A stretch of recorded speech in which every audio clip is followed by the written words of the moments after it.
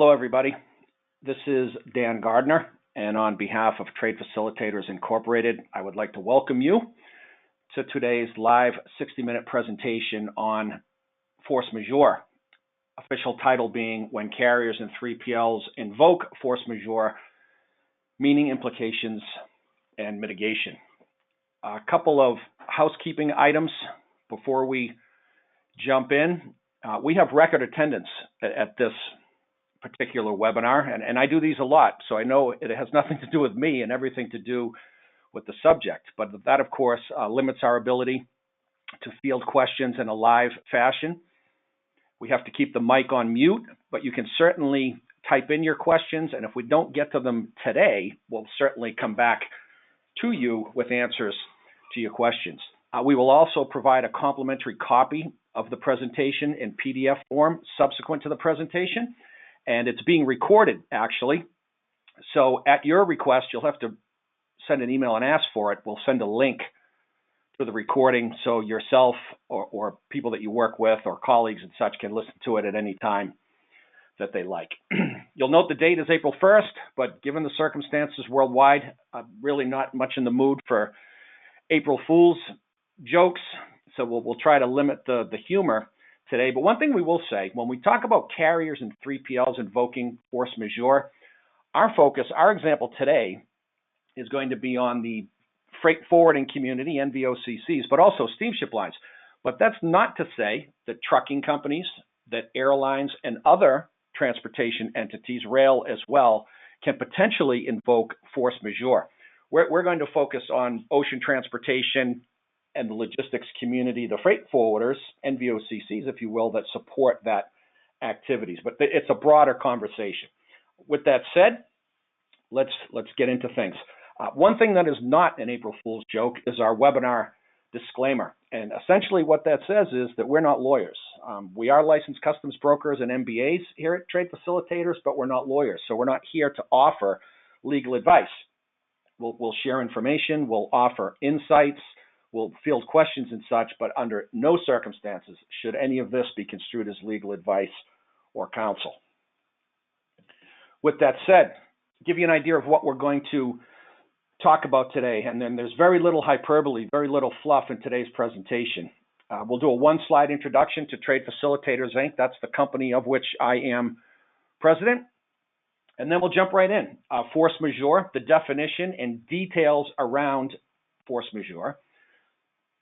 Bring the story to life in bullet 3 with transportation and logistics scenarios for force majeure.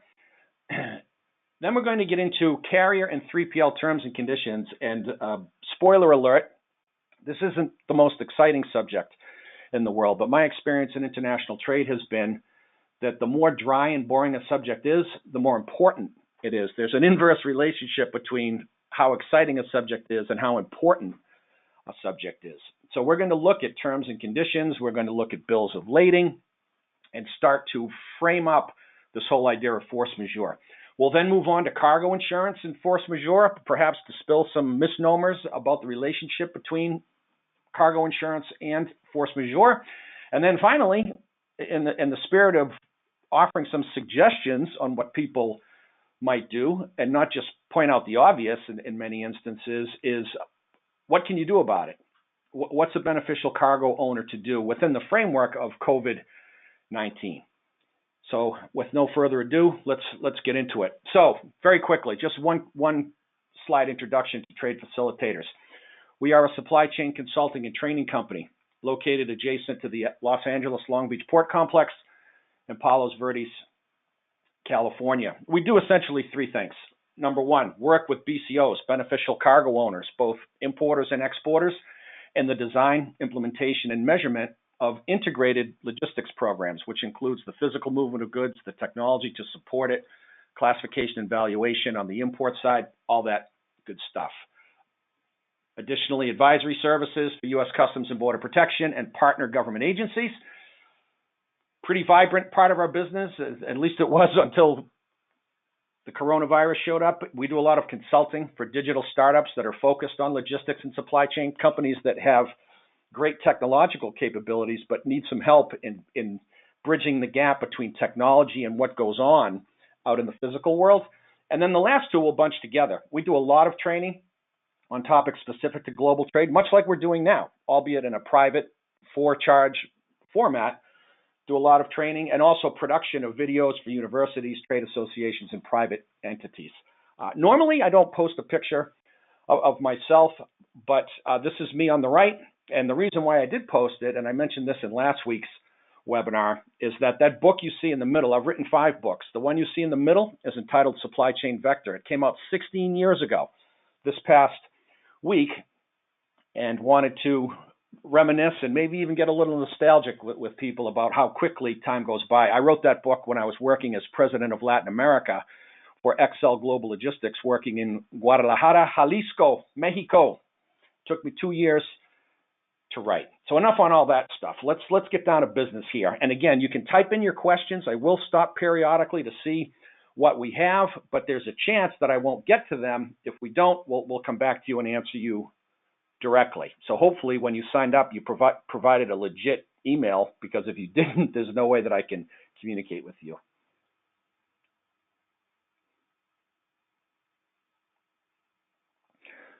I'm just checking a couple things here.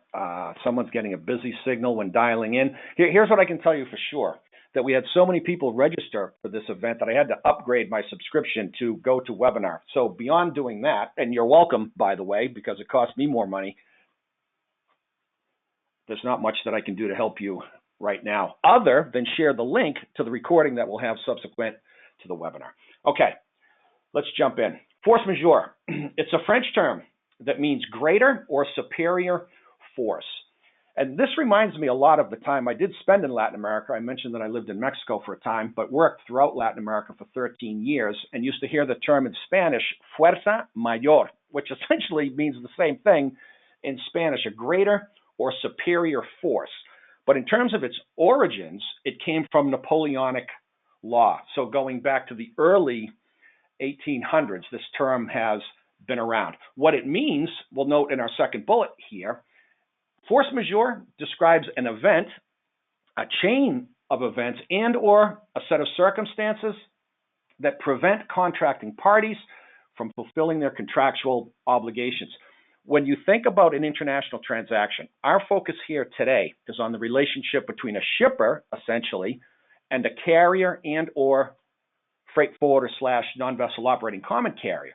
But the idea of contracting parties, of course, extends to the actual sellers and buyers in an international or a domestic transaction. So whereas our focus is on that carrier relationship, one of the first things we'll say in terms of what you can do as a buyer or seller of goods related to force majeure and COVID-19 is to look into the contractual nature of your relationships, not only with carriers and 3PLs, but with your vendors overseas and your customers. Because as you'll see in a moment, force majeure, once it gets invoked by one party, it's likely there'll be a chain reaction. More on that in just 1 second.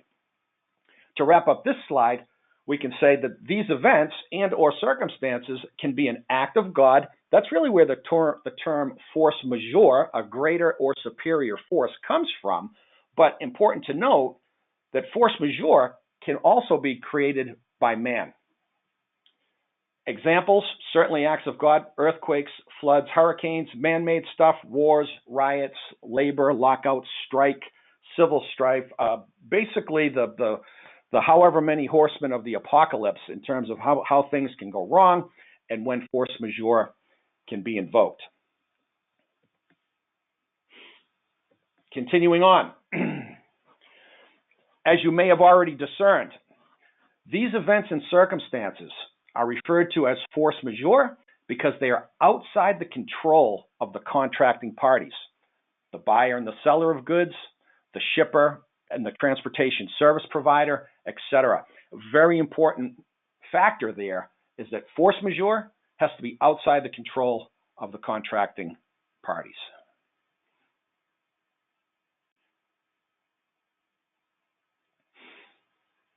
Just checking to see if any more people were having technical difficulties. I think it was limited to 1 or 2 people. Okay.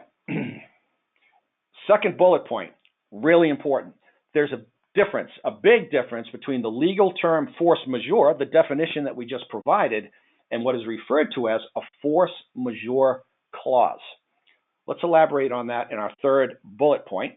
As the name indicates, a force majeure clause is a stipulation in a contract that allows for invocation of force majeure, thus relieving the affected party from performing its contractual obligations. I see a couple of typos in that bullet point. My apologies for that. So basically, if force majeure, which we'll talk in much greater detail in a moment, is invoked by a party to a contract, a steamship line, a 3PL, etc., by definition, that means that the party is relieved of performing its contractual obligations, essentially the movement of goods as it relates to a contractual agreement with a carrier or 3PL.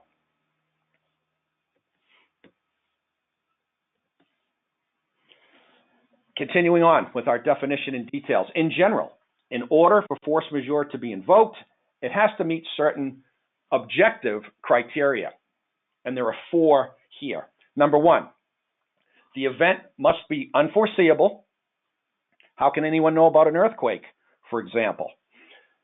Second, it's external to the party, meaning outside the relationship between the buyer and seller, the shipper and the carrier, etc., outside the reasonable control of the parties. I should have italicized reasonable because we're going to see this again.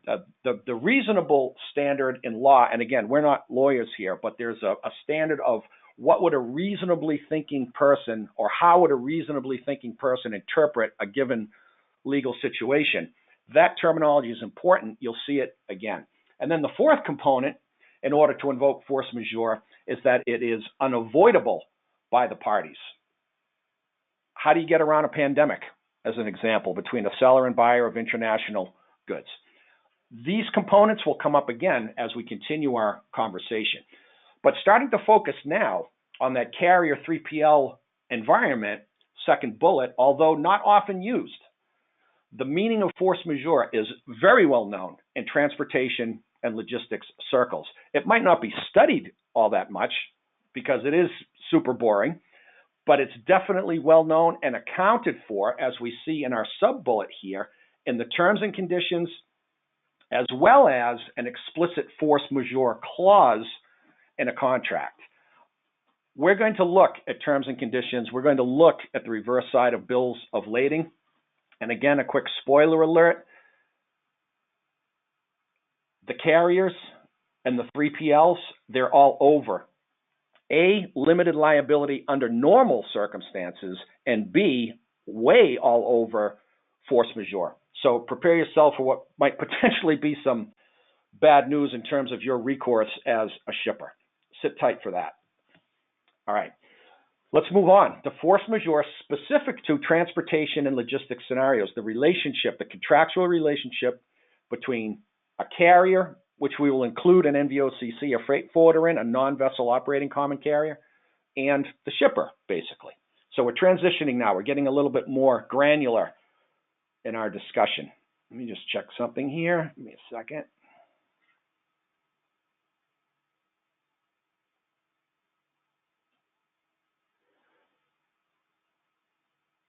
All right, we have our first question, actually, so let's hit that. Hi, David. Well, my name's Dan, but that's okay. We'll let that slide. You mentioned strikes as being force majeure. Can you confirm this will depend on which part of the world you are in? So here in the UK, strikes may not be force majeure, since the fact that a union goes on strike is within the control of the employer. Excellent question. In fact, there's an upcoming slide towards the end that talks about, especially as it relates to limited liability clauses in terms and conditions, and especially in scenarios for insurance, that the type of force majeure has to be specifically mentioned, and that it's going to depend upon the jurisdiction of the commercial law, essentially, under which a scenario falls. Now, what does that all mean? That the example here was in the UK.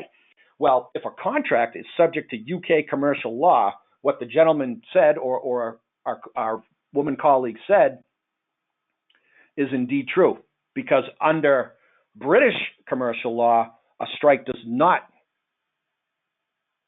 qualify as force majeure. Super important points. Thank you for bringing it up. We're going to see that again. So we're off to a good start in terms of people participating and really enhancing the quality of the presentation. And you didn't have to apologize for calling me David, but thank you. All right. Good to see the technology's working. So let's jump right in here. Force majeure, transportation and logistics scenarios. Bearing in mind that we're talking about maritime shipping, but that it's applicable to domestic shipping, rail, truck, any variety of situations. I mentioned this point briefly at the top of the conversation, but it's important to bring it back up because this is what you'll need to be looking out for in global supply chains, unfortunately, as COVID-19 continues. First bullet, events that disrupt global trade can indeed cause a chain reaction in the application of force majeure. We'll see examples in just one second, but one party invokes force majeure, which causes other downstream parties to do the same. Here's some examples, unfortunately, of fairly recent memory here in the United States, but there are others as well. The tsunami in Japan that was caused by an underwater earthquake that just disrupted supply chains completely. That was a case of force majeure. But in our written examples here, Hurricane Katrina in 2005 forced the closing, that's New Orleans, by the way, forced the closing, easy for me to say, forced the closing of the port of New Orleans, which caused the diversion of cargo to or from other ports. This is the first time we mention this point explicitly, but as it relates to maritime supply chains and the potential of ocean carriers and forwarders, NVOCCs, to invoke force majeure, this is the most likely scenario to happen. Goodness forbid, the Port Authority of New York, New Jersey has to shut down because of Corona-19 and goods are diverted to other ports. That's the most likely scenario.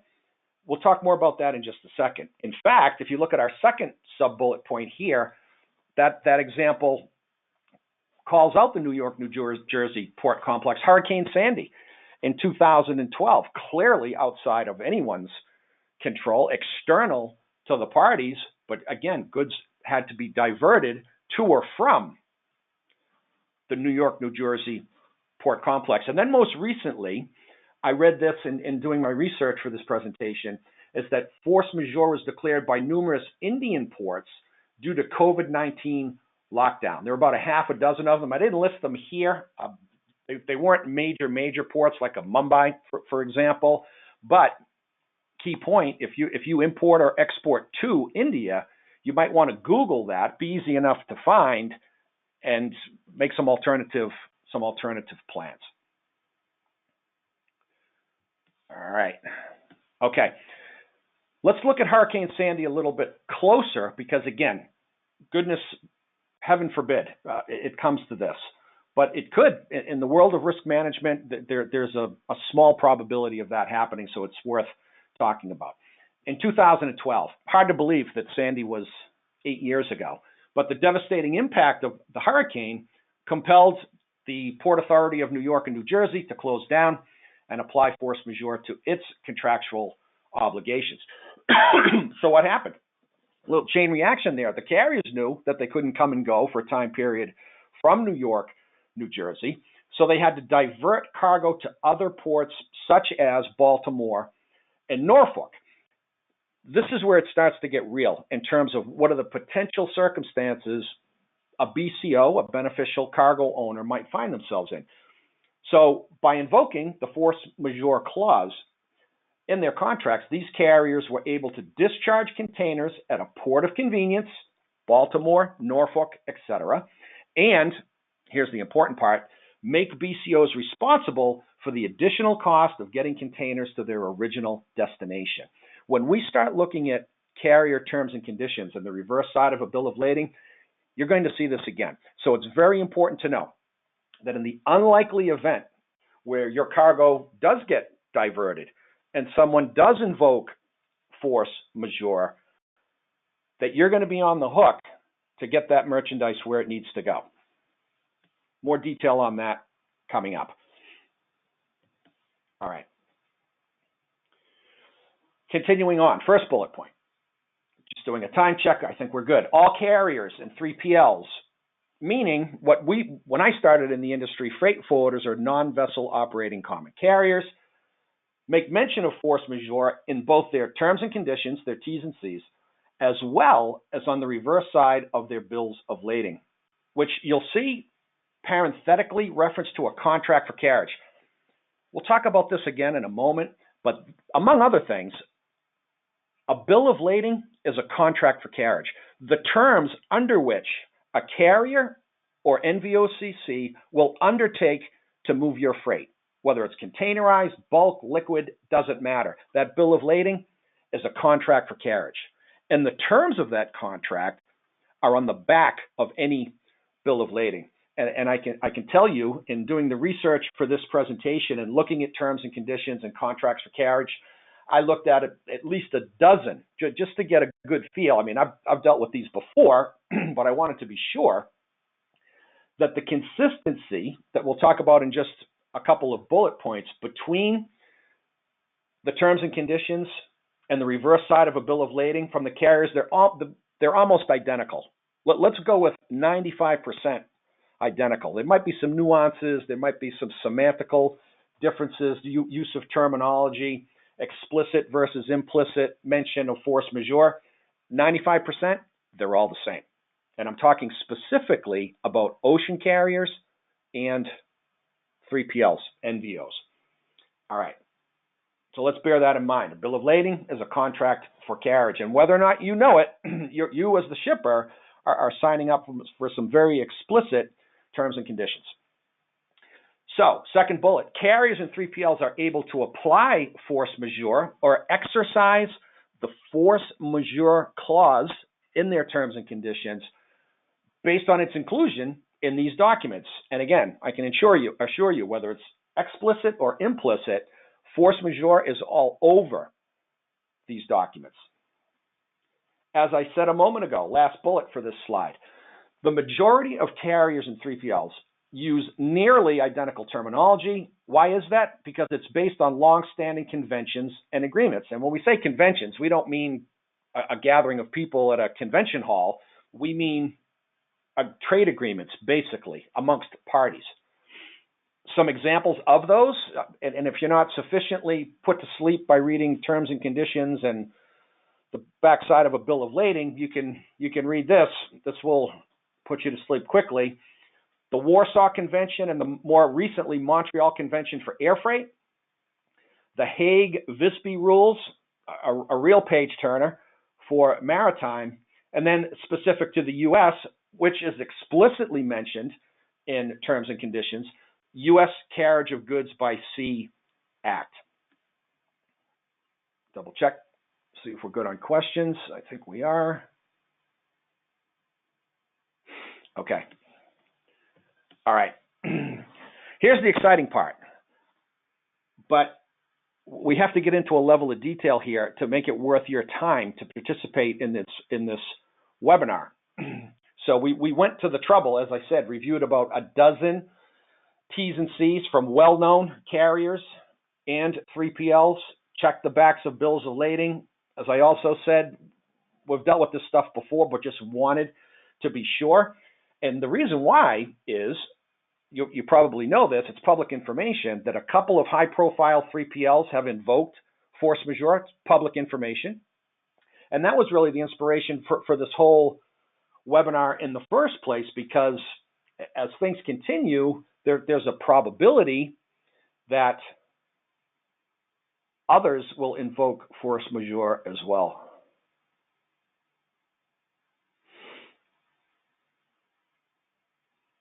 All right, there's a question here. Hi, Dan. I hope this is the right name. Yes, it is. Thank you. I didn't mean to cause a movement here, but that's okay. To what would you consider using force majeure in the COVID-19 context would risky as the result of force majeure impacts both parties? Yeah, it comes down to, as I said a moment ago, it seems, certainly in certain legal jurisdictions, that in order to invoke force majeure, the type of force majeure has to be explicitly mentioned. And we'll see that in an upcoming example. So sit tight, please, on that one. Another good question. All right. Okay, moving on. And as you can see, we're getting more and more granular throughout this presentation. So our title for this slide is Force Majeure, Carrier and 3PL T's and C's and Bills of Lading. I'll begin by saying that everything that we're talking about here is available online. So one of our recommendations, as you'll see at the end, is for people to identify who you do business with as it relates to carriers, forwarders, NVOs, etc., and take the time to read the terms and conditions so you're not surprised by what you read. All right. First bullet. As we said, every asset-based carrier, steamship line basically, non-vessel operating common carrier, freight forwarder, and customs broker publishes its terms and conditions. These days, and I did this myself, the T's and C's, if you deal with company A, that's a steamship line A, that's a carrier, you can go to their website and download the T's and C's in a PDF format. So pretty easy to do. That's precisely what I did. And it's also important to mention that the terms and conditions serve as the basis for the bill of lading, which is that contract for carriage on the reverse side of the BL. Second bullet, for the most part, there's other stuff there, but we don't have time to go into it. But for the most part, terms and conditions, they're a codification of a service provider's limited liability. Very important phrase.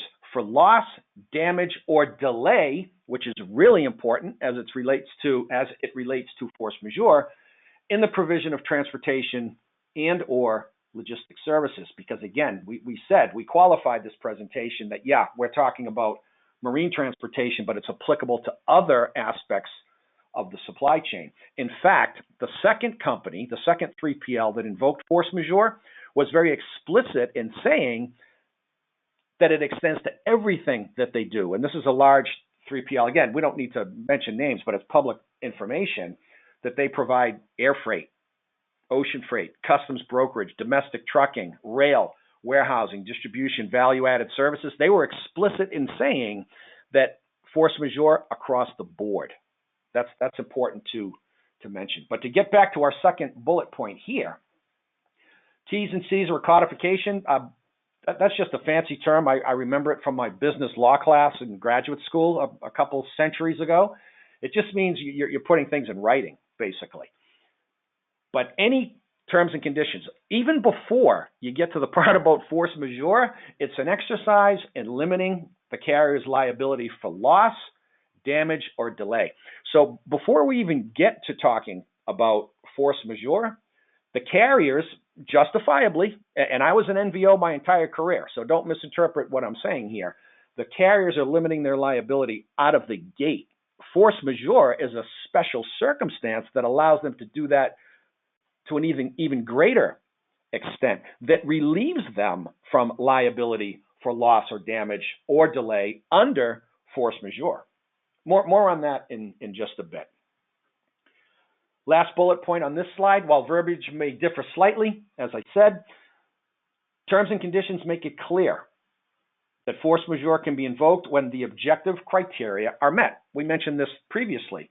The events or circumstances were unforeseen, unavoidable, and external to the party. And again, we're not lawyers here, but when the criteria is a reasonable ability to react to an event or not react to an event or not overcome an event, if that's the standard, then COVID-19, this is why companies are invoking force majeure, because they're confident in their ability to meet that criteria. Unforeseen, unavoidable, and external based on a reasonable person's interpretation of what unforeseen, unavoidable, and external mean.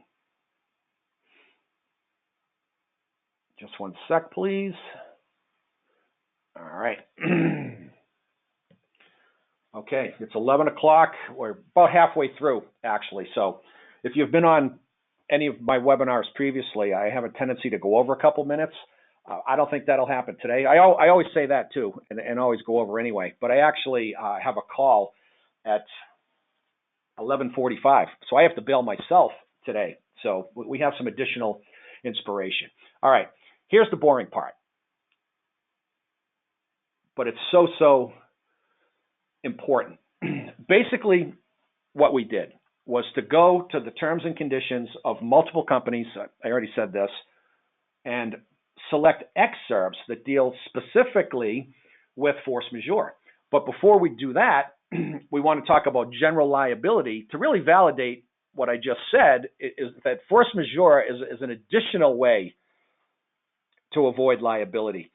The general liability, which is what we're looking at here, really sets the stage for the limitation of what a carrier / NVOCC is really responsible for. And again, these are justifiable circumstances given the unpredictable nature of global trade. So this in no way is a call out on carriers and NVOs. I'd essentially be calling myself out because, as I noted a moment ago, I spent my whole life as an NVOCC. Okay, so let's talk about general liability before we get to force majeure. And I put in a couple of arrows here to make it a little easier so we don't have to read through the whole thing.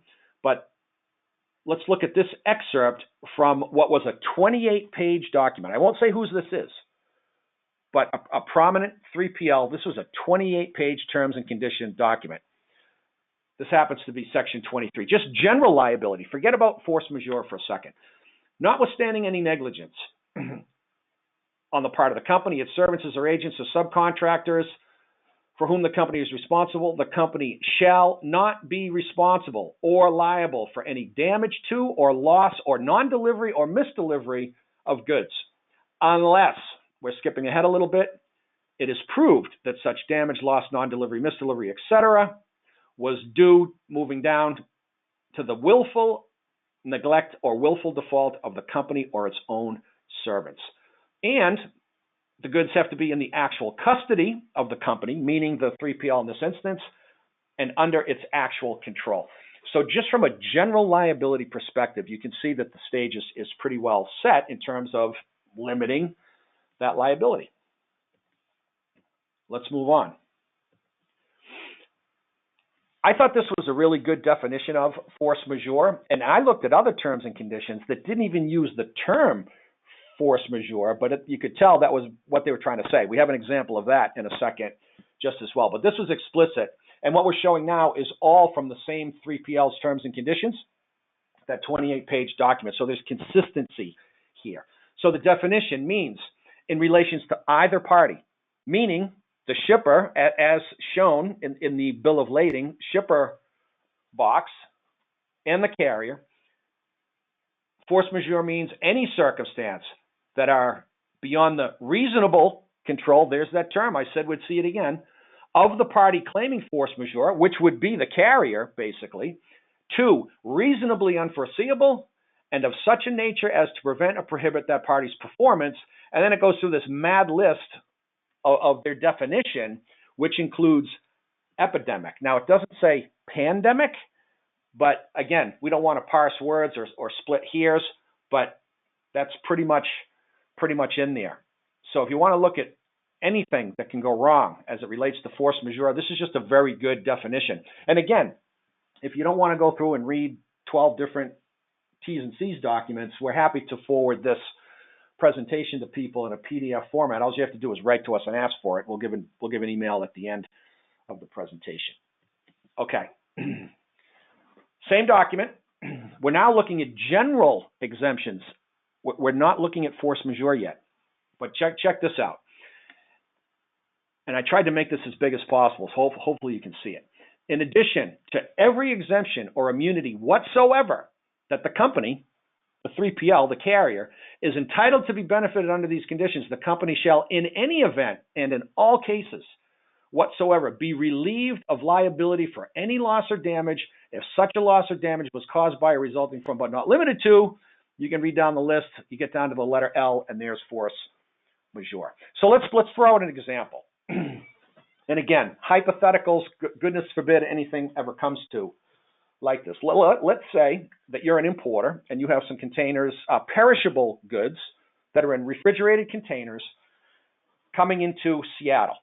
heaven forbid, Seattle extends its lockdown to include the port of Seattle, and the carrier has to divert to Portland and offload that merchandise. What does that mean? Well, as we saw previously, what it really means is that A, the carrier is off the hook for loss of damage, etc., but also the expense of getting goods from Portland up to Seattle is also essentially between the seller and the buyer, depending on the Incoterms, but that's a whole other conversation. But imagine these reefer containers were not only delayed, but when they were offloaded, let's say there were 10 of them with foodstuffs that required refrigeration, that there weren't enough reefer plugs at the terminal, so these containers sat there, they weren't refrigerated, and the goods went bad completely. The invocation of force majeure, as you can see, relieves the liability for any loss or damage if such a loss was caused by or resulted from force majeure. This is what you really need to be thinking about. So there's the delay component, and then there's relief of liability based on the invocation of force majeure. Again, I don't like to be Mr. Doomsday. I'm an optimist by philosophy, but these are just things that we need to talk about. Let me double check questions.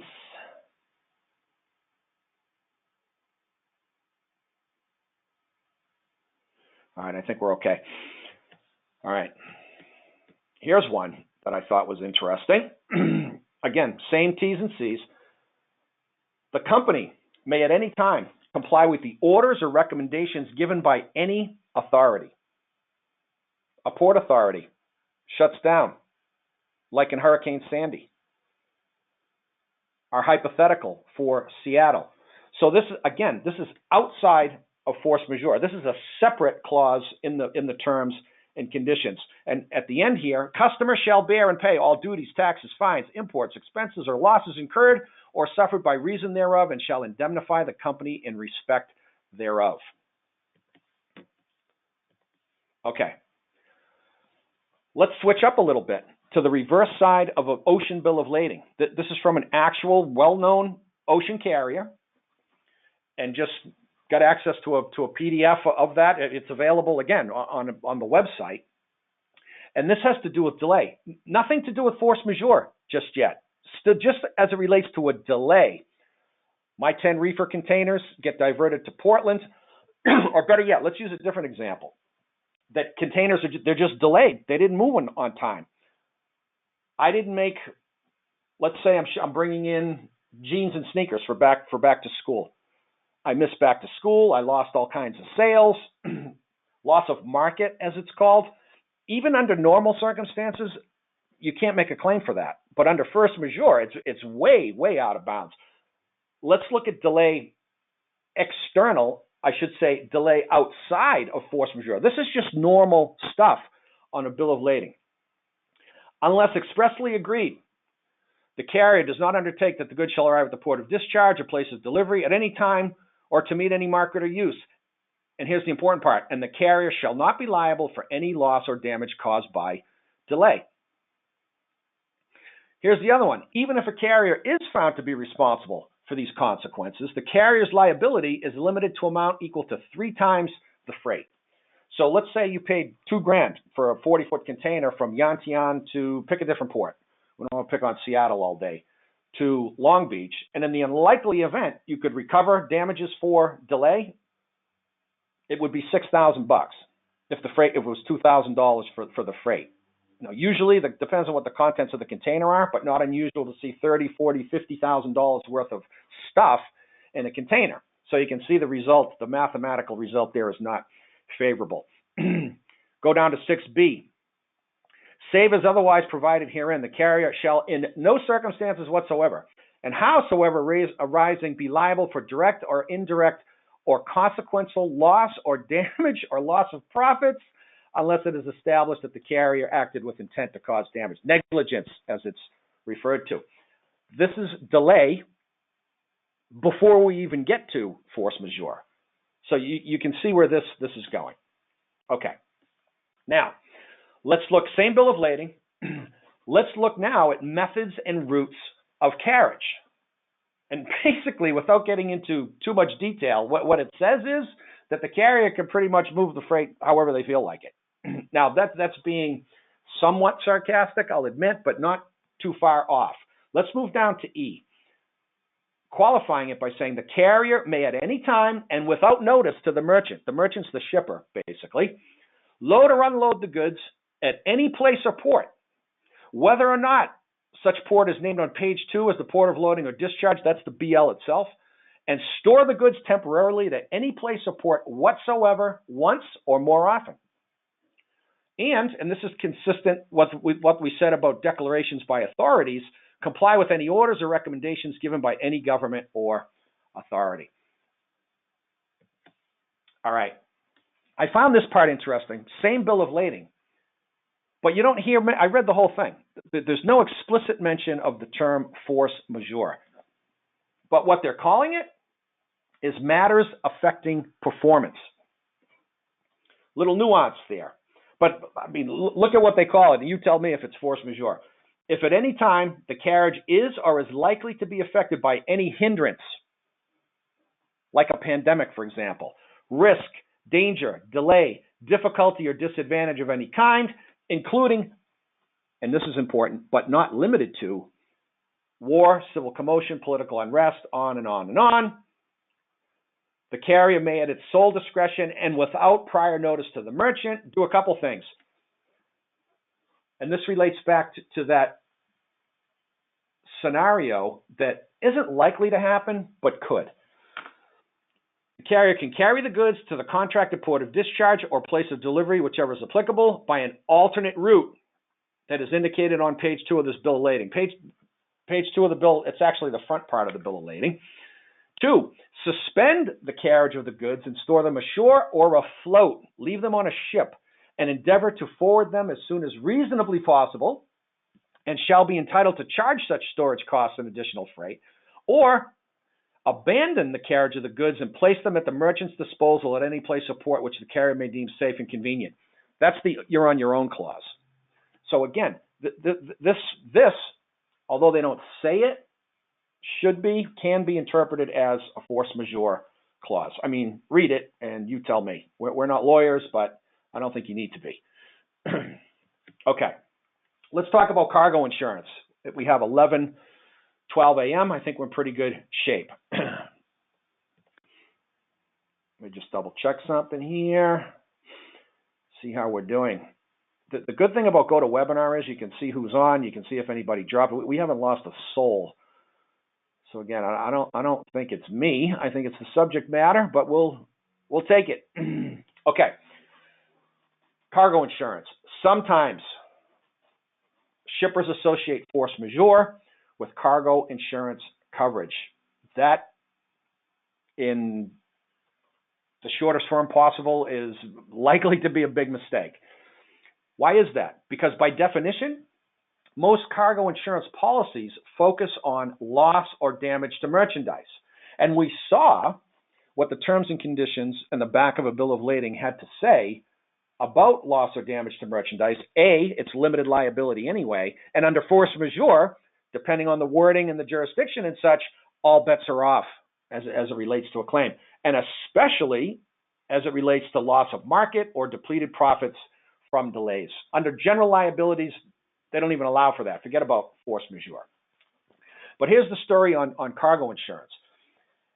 Even if a BCO has cargo insurance, blanket coverage, or they buy cargo insurance on a per shipment basis through their freight forwarder, for example, terms of the policy may change due to invocation of force majeure. I saw this in some policies, but didn't want to call anybody out. But I saw this explicit terminology. Coverage may cease if goods are taken out of due course of transit when force majeure is invoked. Force majeure is the all bets are off clause. Let's call it that. Or if discharged at an alternate port, going back to our Portland discharge of 10 reefer containers versus Seattle, the coverage ceases right there. So our second piece of or not advice, but suggestion is that you have insurance policies. It's unlikely that force majeure is going to allow you to make any claims, but you have to go through the exercise and read and see exactly what it says. So we talked about you have to read your T's and C's with your carriers and NVOs. Now we're saying if you have blanket coverage on insurance, have a close look at that as well.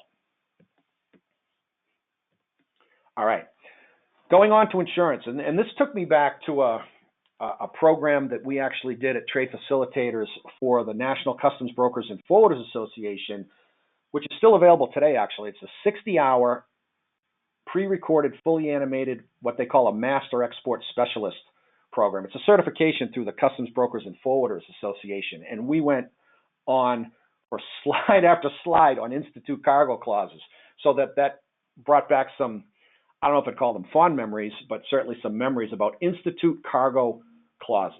What are we talking about here? Well, the cargo clauses, institute cargo clauses, they're a set of voluntary standards for cargo insurance policies that identify the different types and levels of cargo insurance available. Remember we said that the carriers got together under the Montreal Convention for air freight and some of these other conventions, the Hayes-Vigby, I think it's called, and they kind of got together and came to an agreement on what the rules are going to be. Insurance companies do the same thing. Carriers call it terms and conditions. In the insurance world, it's institute cargo clauses. So where's this come from? Multiple insurance organizations around the world participate in the formation and or adoption of the cargo clauses.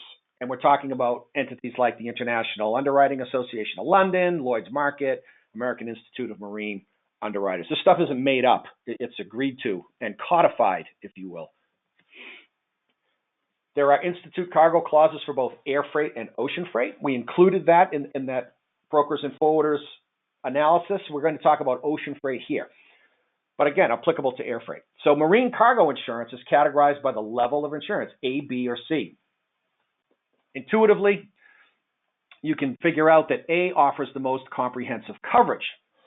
But here's the thing, and I went through this again, even though we had worked on this stuff before, checked again, and this is what we came up with. The institute cargo clauses make no explicit mention of force majeure. However, there are exemptions for several examples of causes of force majeure and exemptions for delays as well.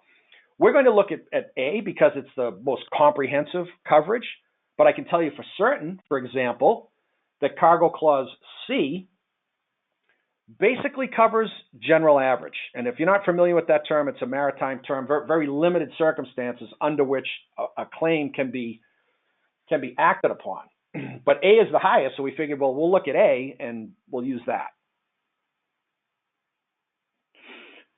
Before we switch slides here, I think we have a comment last year. The ocean carriers who were contracted by IPI inland store delivery to BCOs were asking their customers to pay for rail demurrage and other related charges within the door move. What say you? Well, definitely, this is asking them to pay for rail demurrage and other related charges within the door move. Well, as we all know, especially as it relates to ports, that detention and demurrage is a topic of big-time interest, especially by the Federal Maritime Commission. But that they're charging, and I actually worked for BCO for 3 years, so I feel your pain. Went through that exact same story, actually. That, of course, that was without any invocation of force majeure, but it really comes down to a commercial beef, if you will. It's not a technical term, between the carrier, in this case, the IPI move. That's inland point intermodal, by the way, where ocean containers come off a ship and get put on the rail to Chattanooga or Chicago or where have you. But if you read the terms and conditions in their entirety, and if you did these IPI moves either with an NVO or a carrier, there's going to be terminology in there about that as well, which basically says they have the right to collect their money. Good question there. Here's another question. Do you ever see general average applied in force majeure? You know, I was thinking about this yesterday in my moments of solace, which I have a lot of in this environment of staying at home and these things. Personally, I mean, I know what general average is, but I've never dealt with a customer as an NVOCC that had that experience. Basically, just for clarification, because there's a bunch of different people on, general average is a maritime term that basically states if a ship is at sea and it runs into some trouble, so some weather or listing or whatever the case may be, the captain decides to jettison some containers or some bulk cargo to stabilize the ship and save the crew and the rest of the cargo. The cargo that remains, the cargo owners that remain are responsible for the value of the loss of the cargo that was jettisoned to save the ship. Hence, general average. Everybody pays an average amount of the value of the goods. So the question is, do you ever see general average applied in force majeure situations? I have not personally, but that's meaningless because global trade is way bigger than anything I've ever experienced. So let's think about that for a second. Do you see general average applied in a force majeure situation? Well, it could be. So if force majeure is invoked for, a goodness forbid, a hurricane or a typhoon, and general average is invoked, that's an example there, because to survive the hurricane, the captain had to jettison a bunch of containers and a bunch of bulk cargo, on-deck cargo. So I would have to say yeah, but we'd have to think about that a little bit further. Good question. Okay, so again, little anal here, but this is an example from Institute Cargo Clause A, Ocean Exclusions Excerpt. So, in no case shall this insurance cover, and read this, 4.5, loss or damage or expense caused by delay, even though the delay be caused by a risk insured against. So you insure against a bunch of stuff with Cargo Clause A and there's a delay, it doesn't matter. That's pretty explicit. Go down to number 6.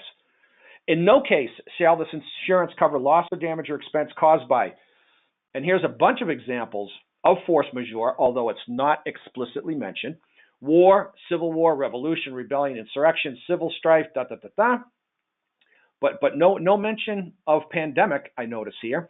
And in no case shall this insurance cover loss, damage, or expense caused by strikes, locked out workmen, or persons taking part in labor disturbances, etc. So conspicuously absent, unless I missed it, and I'll admit that there's a possibility that I did. But I checked this a couple times because I thought it stood out pretty dramatically in terms of this is the highest level of coverage, and not a peep.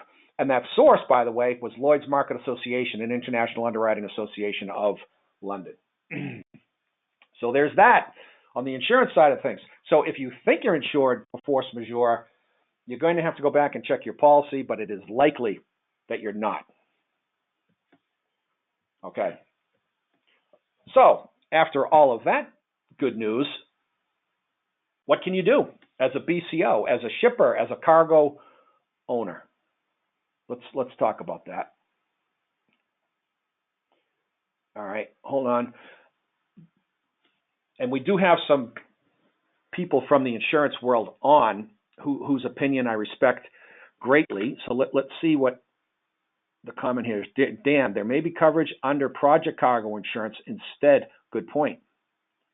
It's cut off a little bit. Let's see what the rest of it says. There may be coverage under project cargo insurance instead of the standard cargo policy. So yeah, project cargo, meaning oversized equipment that may or may not fit into a container, mining equipment, oil field equipment and such, special handling, high value stuff. So there might be an exception there in terms of the ability to get that type of coverage. So good comment there. Thank you for making that. So we have 6 minutes. We might run over a minute or two, but what can you do? All right. Let's summarize. As of today, 2 high-profile 3PLs have declared force majeure. If you get news feeds, and I get at least a half a dozen a day, you know who they are. We don't have to call anyone out because it's justifiable at the end of the day. But one did so specific to its global forwarding business only because they're in the logistics space as well. And then the other, I already said this, was explicit in stating that it applied to all transportation and logistics services, from ocean to air freight to truck, rail, small parcel. This company does it all. So they're calling out everything. And it's likely, although certainly not making a prediction here, that others might follow suit, especially if underlying asset-based carriers do so first. let's see what happens.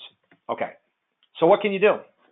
Little checklist for you. Well, if you are a director of logistics or a traffic manager or a VP, make sure that senior management, if it's a private company, the owners of the company, the C-suite, if it's a bigger company, if it's a publicly traded company, make sure that senior management is in the loop on this, because you don't want to be having that, oh, by the way, conversation when your 10 containers are rotting on a terminal in Portland because there were no reefer plugs to plug in your perishable goods container. No disrespect to Portland. But first step, get everybody in the loop. Depending on your organization, because it could be a small organization or a large one. If you have a risk management and or legal department, engage them ASAP. Put them on reading the terms and conditions. Put them on reading the insurance policies. That's what risk management is supposed to do. In organizations that don't have those resources, it might be you because you're the director of logistics, and that's fine. Make sure you do it. Here's another one. I don't know how much it's going to help because Incoterms,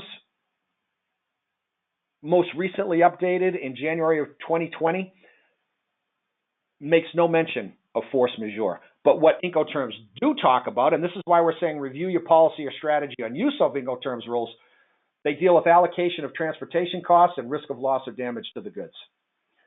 No explicit mention of force majeure, but risk of loss or damage, transportation costs, the additional cost of getting our containers from Portland to Seattle. If I'm an importer and I bought on a DDP basis, or I bought on a delivered at place, my refrigerated warehouse in Seattle, I could go back to my vendor overseas and say, hey, you're the one who's on the hook for this. Now, Incoterms are a whole other conversation in terms of the detail and such. We do webinars on that too.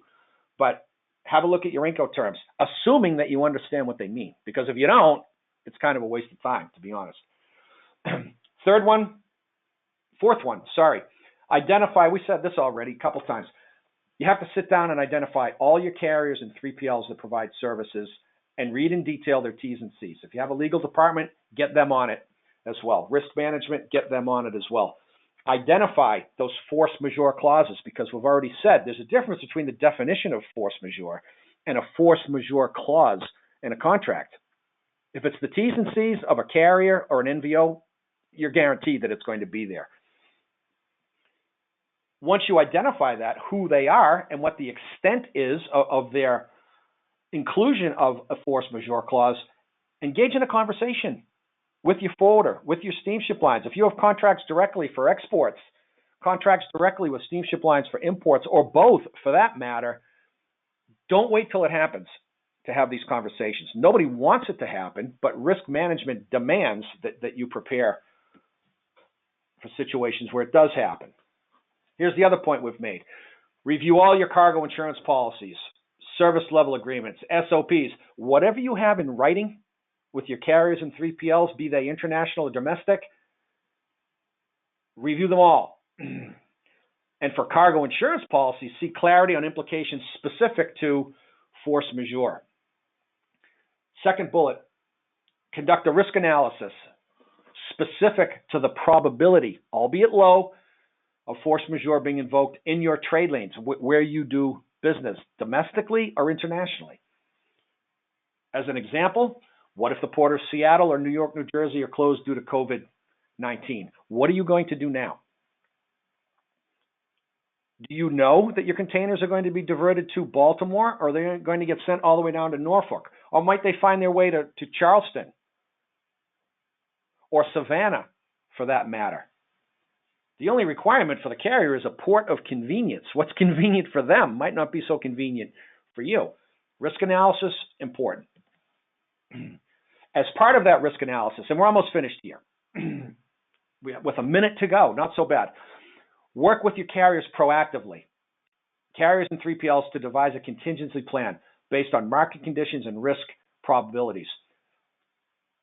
What are the likely ports of discharge and costs associated with completing transportation? Our example, Portland to Seattle, but it could be Baltimore to New York. It could be Jacksonville to Miami. It could be any variety of scenarios. And for that matter, it could be outside the United States. This isn't just a U.S. thing, as we all know. Conversely, broadening this conversation on force majeure clauses are part of a contract between the parties. The parties we've been talking about are the carrier and the BCO. But what about your vendors? They're a party to another contract that you have with them, the purchase agreement, or your customers overseas, a sales contract. Take advantage of this mess that we have on our hands and review contracts with vendors and customers as well for verbiage on force majeure. In many cases, and this goes back to one of the questions we had earlier, in many cases, force majeure can only be used when specific mention of an event or circumstances is included in the clause. That goes back to the comment about strikes in England. It was a great example. We can come full circle on that. And then make sure your vendors and customers are part of contingency planning. All right. That's that. What a bummer, right? Just looking at some questions here. Please have another webinar on how Incoterms apply in our current situation. I'm looking forward to attend your webinar. Okay, we'll take that suggestion. We do those regularly. But anyway, we did a lot of research on this. And two articles that I found particularly helpful, short, to the point, salient, were these. Again, I don't recommend you write as fast as you can these web links. We'll send you the presentation. But one is the coronavirus force majeure. That came from the World Insurance website. And then Baker McKenzie had a nice one, a global guide to force majeure and mitigating measures on supply chains. This is just in the spirit of sharing information. All right. So, number one, stay safe. Abide by recommendations or mandates. This is real. And cargo is important, but human life is way more important. 10 containers of perishables can be replaced. We know that a human life cannot. So just be careful. Stay safe. Next webinar is Wednesday, same time, Pacific time. Alternatives to purchasing in China, how to source goods from Mexico using the USMCA. I will be drawing upon my 20 years of experience working with Mexico, lived in Mexico, as I said, for 4 years, and we'll be drawing on my own experiences as well as those of people whose opinion I value greatly. If you want the presentation, write to me right here. Just say, send me the presentation, please, and we will. And if you'd like to talk about any of the other services that we offer, some of the for-profit services that we engage in, of course, we're happy to do that as well. That wraps it up. It's 11:32. That's a record in terms of finishing on time.